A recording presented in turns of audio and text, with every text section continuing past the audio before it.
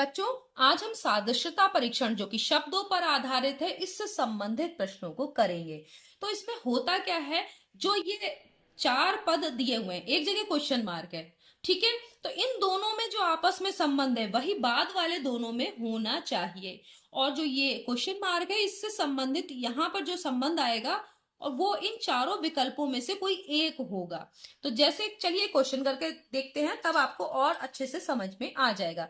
जैसे पंजा, पंजा किसमें होता है? शेर, शेर का पंजा। तो फिर खुर से कौन संबंधित है? तो आप समझिए कौन होगा? घोड़ा। तो इस तरीके का, जैसे ये दोनों संबंधित है, वैसा ही कोई जो होगा इन दोनों में भी संबंध होगा। तो ये क्वेश्चन मार्क को यहां किसी ऑप्शन में से ढूंढना है। जैसे फल, केला एक फल है, यानी फलों के अंतर्गत केला आता है। तो स्तनधारी में कौन आता है? गाय। ठीक है, तो इस तरीके का देखना है।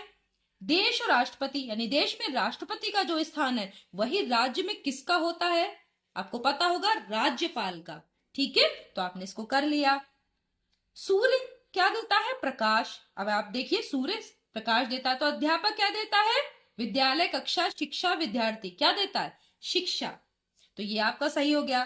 बिस्मिल्लाह खान जो है, उस्ताद बिस्मिल्लाह खान शहनाई से संबंधित है, यानी शहनाई वादक है। तो बिरजू महाराज किससे संबंधित है? तो बिरजू महाराज महान कथक कलाकार हैं, तो ये जो है कथक से संबंधित है। तो ये इस तरीके से आपको करना है।